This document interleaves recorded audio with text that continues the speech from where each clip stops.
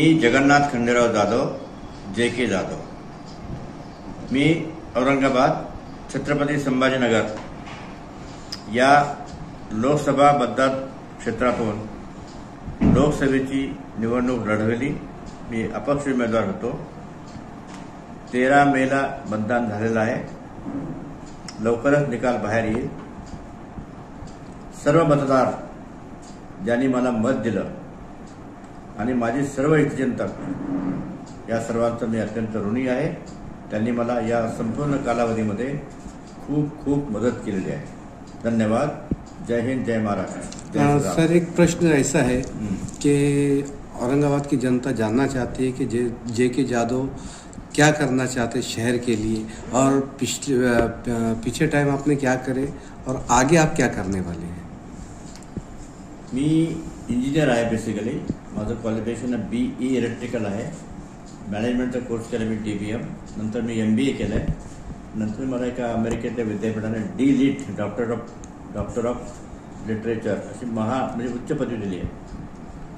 मी 1975 Maharashtra public service कमिशनतर्फे class 1 अधिकारी म्हणून assistant director of industries या पदावर माझी नेमणूक झाली आणि 2004 मी वेगवेगळ्या पदावर काम केलं आणि शेवटी डायरेक्टर ऑफ इंडस्ट्रीज म्हणून मी स्वतःची निवृत्ती घेतली, स्वेच्छानिवृत्ती. या काळामध्ये, नोकरीच्या काळामध्येच मी 1984 शैक्षणिक संस्था स्थापन केली, भारतीय ग्रामीण पुनर्वसन संस्था.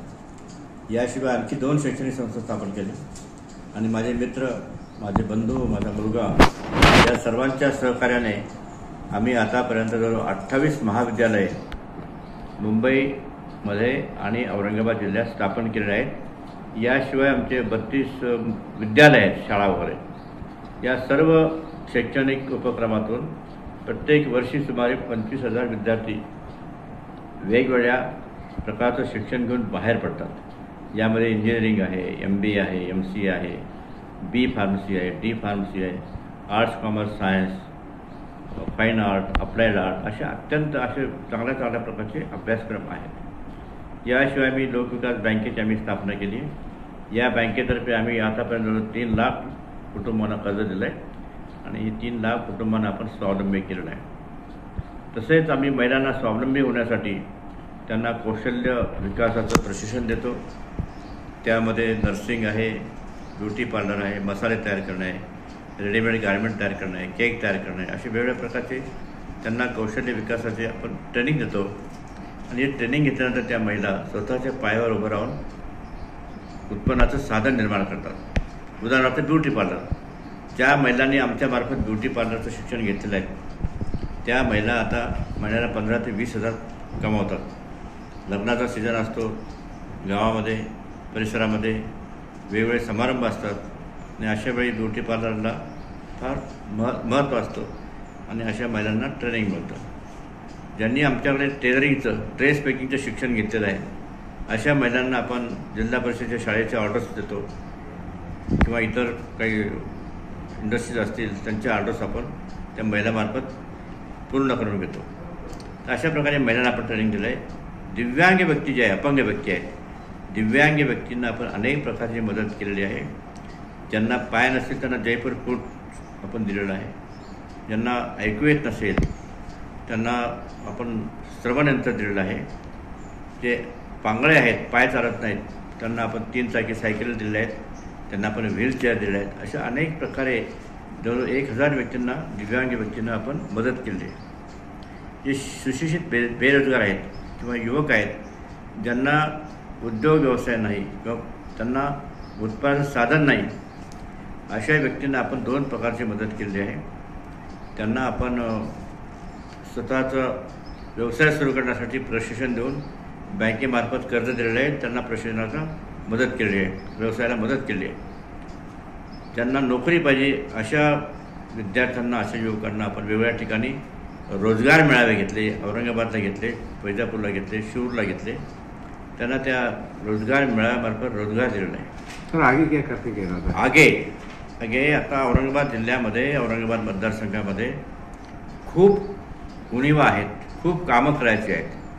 औरंगाबाद शहर हे मराठवाड्याचं विद्येचं माहेरघर आहे.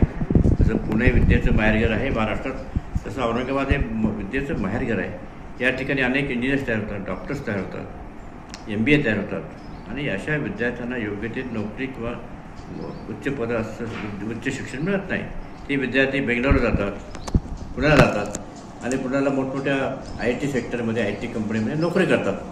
मग जर आपले विद्यार्थी पुण्याला जातात, बेंगलोर जातात, तर अशा प्रकारचं IT सेंटर औरंगाबादमध्येच IT इंडस्ट्रीज औरंगाबादमध्ये आणल्या पाहिजेत आणि अशा विद्यार्थ्यांना औरंगाबादमध्ये नोकरी मिळाली पाहिजे. मला आठवतं केंद्र सरकारने, महाराष्ट्र सरकारने इथे software technology park of India अशी एक इमारत इथे बांधली चिकलठाणा MIDCमध्ये आणि लहान लहान उद्योग सुरू केले. परंतु 35 वर्षानंतर लहान लहान उद्योग सुरू झाले. बिल्डिंग 35 वर्षापूर्वी बांधलेली. तर आपल्याकडे पण जसं बेंगलोर मोठमोठ्या इंडस्ट्रीज आहेत, पुण्याला आहेत, अशा मोठ्या इंडस्ट्रीज आपण आणल्या पाहिजे. आता ऑल इंडिया संस्था ज्या आहेत एज्युकेशनमध्ये, Indian institute of technology, Indian institute of management, IIIT, Indian institute of information technology किंवा all India institute of medical sciences, अशा संस्था आपण संभाजीनगर जिल्ह्यामध्ये आणल्या पाहिजे आणि ते शक्य आहे. देवेंद्र फडणवीस साहेबांनी नागपूरला अशा संस्था आणल्या आहेत, ते मुख्यमंत्री झाल्यानंतर. मग आपल्याला का आणता येत नाही? तर आपल्या या भागाचं नेतृत्व अत्यंत वीक आहे, सक्षम नाही आहे. ते फक्त आपसामध्ये भांडत असतात, मारामारी करत असतात. त्यांना कुठलंही व्हिजन नाही आहे. ते हिरण केदार म्हणते की प्रत्येक माणसाला डोळ्यानं दिसतं, पण ज्या माणसाला व्हिजन नाही आहे, दूरदृष्टी नाही आहे, तो माणूस काही कामाचा नाही आहे. तर अशा प्रकारचे व्हिजन आपल्या स्थानिक नेत्यांना नाही आहे. या ठिकाणी DMIC Delhi Mumbai industrial corridor जो आहे, इथे 10,000 एकर जमीन संपादित केली आहे सरकारने, परंतु तिथे अद्याप मोठे उद्योगांना नाहीत, लहान उद्योगांना जमीन मिळत नाही. MIDC वैजापूर सुरू करायचं राहिलेलं आहे. प्रत्येक तालुक्यात आपल्याला MIDC सुरू करायचे, खुलताबाद सुरू करायचे, कन्नड सुरू करायचे आहे. वैजापूर जागा घेतलेली आहे पण ते सुरू झालेलं नाही आहे. गंगापूरचा काही भाग MIDC याच्यामध्ये वाळूजमध्ये आहे. अनेक बेकार युवक आहेत, अनेक महिला बेरोजगार आहेत, अनेक लोकांना घरं नाही आहेत. प्रत्येक गावात जर आपण गेलो, शहरात झोपडपट्टीमध्ये गेलो, त्या ठिकाणी राहणाऱ्या झोपडपट्टीमध्ये राहणाऱ्या लोकांना घरच नसतं, ते कसं झोपडीमध्ये राहतात. आपण अशा लोकांना घरकुल दिले पाहिजे. कुणाचं लक्ष नाही घरकुलाकडे. खेड्यामध्ये 25-30% लोकांना घर नाही. मग तो मागासला असो किंवा चांगला समाज असो, ओपन कॅटेगरीमध्ये असेल तरी सुद्धा घरकुल नाही. हे सर्व प्रश्न आपण सोडवले पाहिजे. आपल्या जिल्ह्यामध्ये दौलताबाद परिसरामध्ये किंवा जालन्याच्या आसपास मोसंबी मोठ्या प्रमाणात पिकते. दौलताबादमध्ये पेरू आहे, अंजीर आहे, मोठ्या प्रमाणात पिकतात. परंतु हे फळं वाया जातात. 40% फळं आणि भाज्या वाया जातात, कारण ते पिकून सडतात, त्याच्यावर प्रक्रिया होत नाही. फळावर प्रक्रिया करणारे उद्योग आपल्याकडे आले तर लोकांना रोजगार मिळेल, शेतकऱ्यांना उत्पन्नाचं साधन वाढेल. आपण जर महाबळेश्वरला गेलो, तिथं मॅप्रो नावाची एक कंपनी आहे. ते मॅप्रोमध्ये जाम करतात, मॅप्रोमध्ये फळापासून जाम करतात, जेली तयार करतात, कॅन्डी तयार करतात, रस तयार करतात. पण आपल्याला काहीच नाही, कुणी बघत नाही. आपल्याकडे मराठवाड्यामध्ये कापूस मोठ्या प्रमाणात पिकतो.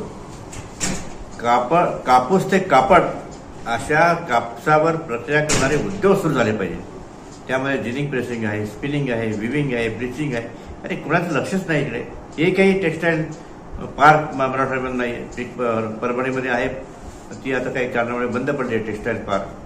तर असे उद्योग जे त्या उद्योगामध्ये स्थानिक कच्चा माल जो निर्माण होतो स्थानिक, त्या कच्च्या मालावर प्रक्रिया करता येते आणि मोठ्या प्रमाणात उद्योगाला युवकांना रोजगार मिळतो, शेतकऱ्यांना उत्पन्न साधन वाढतो. तर अशा प्रकारे जे काही आपल्याला युवकासाठी रोजगारासाठी संधी निर्माण करायची आहे, शेतकऱ्यांचं उत्पन्न तयार करायचं आहे, वाढवायचं आहे, याकडे कोणाचं लक्षच नाही आहे. असे आपले स्थानिक नेते आहेत. तर मला हे सतत काम चालू ठेवायचं आहे. मी उद्योग संचालक होतो आणि उद्योगाविषयी मला मोठ्या प्रमाणात माहिती आहे आणि मी सतत धडपड करणारा माणूस आहे. मुंबईला मी 20 वर्ष राहिलो. त्यामुळे मुंबईला आल्यामुळे जगातल्या सर्व देशांची माहिती आम्हाला मिळाली. जगातले वेगवेगळे देशातील लोक आमच्याकडे डेलिगेशन घेऊन यायचे. मग आम्ही महाराष्ट्रामध्ये इथं गुंतवणूक करा. स्कोडा कंपनी आम्ही आणली. मी खास विमानाने मुंबईला जर्मनीच्या लोकांना घेऊन आलो. स्कोडा कंपनीच्या लोकांना, मालकांना किंवा त्यांच्या अधिकाऱ्यांना. तर आपल्याला कल्पना आहे, बजाज ऑटो इथे सुरू करण्यासाठी मी खूप प्रयत्न केले.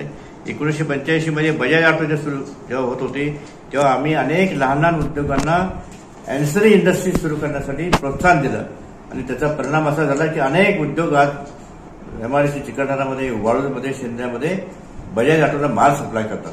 ते एखादा मोठा उद्योग, आणखी आपल्याला मोठ्या उद्योग आणले पाहिजे. पुण्यासारख्या आपल्या औरंगाबादची भरभराट झाली पाहिजे, विकास झाला पाहिजे, तरच आपल्याला स्वस्त बसता येईल.